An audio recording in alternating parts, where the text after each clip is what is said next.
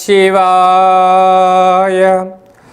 ఓం నమో నారాయణాయ. కర్మ నివారణ కాళభైరవాయ నమో నమః. ఓం కాళకాలాయ విద్మహే కాళాతీతాయ ధీమహి తన్నో నరదృష్టి నివారణ కాళభైరవ ప్రచోదయాతు. హరి ఓం. మీనరాశి వారు వరలక్ష్మి వ్రత పండగ సందర్భంగా లక్ష్మీదేవి అమ్మవారిని ఎలాంటి వస్త్రాల ద్వారా, ఎలాంటి నైవేద్యం ద్వారా అమ్మవారిని ఆశీస్సులు పొందాలో ఈ వీడియోలో సవివరంగా సంపూర్ణంగా తెలుసుకుందాం. మీనరాశిలో ఏ నక్షత్రాలు వస్తారగా పూర్వాభాద్ర నక్షత్రంలోని చివరి పాదం 4వ పాదము, ఉత్తరాభాద్ర నక్షత్రంలోని 4 పాదాలు, రేవతి నక్షత్రంలో 4 పాదాలు కలిపితే మీనరాశి. రాశాధిపతి దేవగురు బృహస్పతి. రాశిలోనే శని భగవానుడు సంచారం చేయడము, ఏళ్లనాటి శని వీరికి మధ్యమ సంచార స్థితి ఉండడము, అనేక రకాలైనటువంటి సమస్యలతో, అనారోగ్య ఇబ్బందులు, ఆటంకాలతో సతమతమవుతూ ఉంటారు. కానీ కష్టపడి పనిచేయడం మీనరాశి వారి సొంతం. ధనం వస్తే, ఐశ్వర్యం వస్తే మా అందరి యొక్క యూనిటీతో సక్సెస్ అయ్యావు అంటారు. మీరు ఫెయిల్యూర్ అయితే ఇది నీ ఒక్కడి వల్లే అయిందని చెప్పి మీ మీద నిందలు వేయడానికి అనేక మంది పొంచి ఉన్నారు. తస్మాత్ జాగ్రత్త. తొందరపడి ఏది ఎలాంటి నిర్ణయాలు తీసుకోవద్దు. అది ఏ కాకుండా 12 సంవత్సరాల తర్వాత శుక్ర భగవానుడు గురువుతో మిథున రాశిలో సంచారం చేయడం వలన విశేషంగా బ్యాంకులు లావాదేవీలు, ఓటీపీలు, అలాగే ఫేస్బుక్లో, వాట్సాప్లో నీకు నచ్చినది కదా, ఇది నిజం కదా అని చెప్పి ఎప్పుడైతే దానిని ఫార్వర్డ్ చేసావా భారీ మూల్యం చెల్లించక తప్పదు మిత్రమా అని చెప్పి జ్యోతిర్విజ్ఞానం తెలియచేస్తుంది.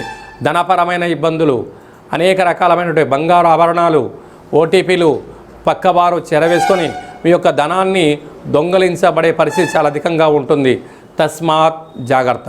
సంతాన స్థానంలో ఏడాది తర్వాత ఆత్మకారకుడు రవి, బుద్ధికారకుడు బుధుడు సంచారం చేయడం వలన నూతనంగా వివాహమైనటువంటి దంపతులకు పుత్ర పుత్రిక సంతాన యోగము, పిల్లల యొక్క చదువులు, పిల్లల యొక్క అభివృద్ధి, పిల్లలు ఉన్నతంగా ఎదగాలని చెప్పి తల్లిదండ్రులు ఆహారనిశలు కష్టపడుతూ ఉంటారు.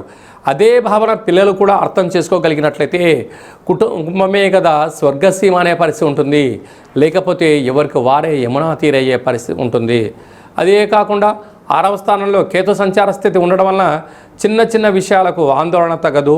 ఏదైనా ఒక పని చేసేటప్పుడు ముందు, ఇప్పుడు, తర్వాత అని ఆలోచించగలిగితే చాలా మంచి కాలం ఉందని చెప్పి గమనించగలగాలి.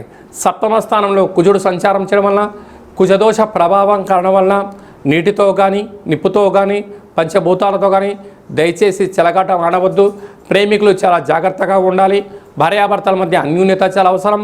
కుటుంబంతో వీలైనంత వరకు దాపరికలమైనటువంటి వ్యవహార కార్యకలాపాలకు ఇది సరైన సమయం కాదు అని చెప్పి గమనించాలి.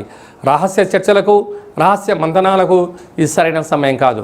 వీలైనంత వరకు మౌనము, ధ్యానము, ఆధ్యాత్మిక చింతన, సత్ప్రవర్తన, ఆరోగ్యంగా ఉండగలిగినట్లయితే ఈ యొక్క శని యొక్క తీక్ష ప్రభావం తగ్గి, కుజదోష ప్రభావం తగ్గి ఆయుర ఆరోగ్యాలు మీ సొంతమవుతాయని చెప్పి గమనించాలి.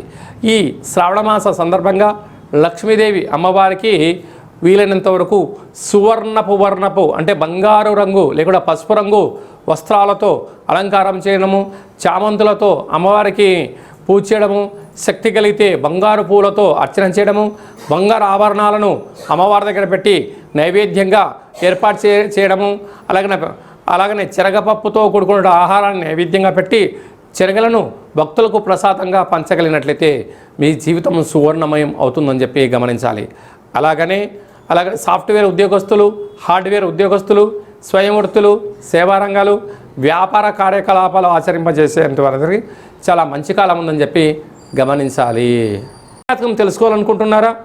మీ పేరు, పుట్టినటువంటి తేదీ, నెల, సంవత్సరం, పుట్టిన సమయం రాసి మీరు వాట్సాప్లో పంపించగలిగినట్లయితే 100 సంవత్సరముల జాతకాన్ని సంపూర్ణంగా సవివరంగా వ్రాసి మీకు పంపించి మీరు పుట్టినప్పుడు గ్రహ గమనాలు ఎలా ఉన్నాయి, ప్రస్తుతం ఎలా ఉంటున్నాయి, రాబోయే కాలంలో ఎలా ఉండబోతున్నాయో వివరిస్తూ మీరు విజయం సాధించేంత వరకు మన యొక్క కాళభైరవ ఆశ్రమం దగ్గర నుంచి అన్ని విధాలా మీకు తోడు నీడగా ఉంటామని చెప్పి గమనించగలగాలి. అదే కాకుండా కూడా చాలామందికి పుట్టినటువంటి కాల సమయంలో డేటా బర్తులు లేనటువంటి వారికి మీ పేరు యొక్క మొదటి అక్షరాన్ని అనుసరిస్తూ రాశిని అనుసరిస్తూ గవళ ద్వారా అనగా రమణ శాస్త్రం ద్వారా భూత భవిష్యత్ వర్తమానాన్ని తెలియజేయడం జరుగుతుంది. కనుక జాతకాన్ని తెలుసుకుందాం, జీవితంలో ఉండబడిన అడ్డంకులను తొలగించుకుందాం, ఐశ్వర్యాన్ని ఆనందాన్ని పొందుదామని చెప్పి గమనించాలి. కనుక ఆసక్తి గలవారు అపాయింట్మెంట్ తీసుకొని సంప్రదించగలరు. అందరికీ ఈ శ్రావణ మాసంలో శుభం, జయం, లాభం జరగాలని కోరుకుంటూ ఆశీర్వచనం. ఓం శతమానం భవతి శతాయు పురుష సతేంద్రియ ఆయుష్యేవేంద్రియే ప్రతిష్టతి.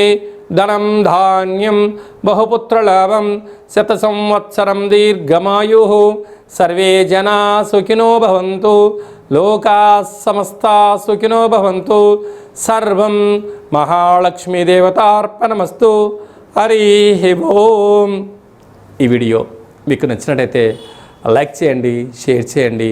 అందరికన్నా మీ వ్యక్తిగత జాతకాన్ని ముందుగా మీరు తెలుసుకోవాలి అనుకుంటున్నట్లయితే మా ఛానల్ని సబ్స్క్రైబ్ చేసుకోండి, గంట సింబల్ ప్రెస్ చేయండి, అలానే బటన్ కూడా తెలియచేయండి. హిందూ ధర్మాన్ని కాపాడండి.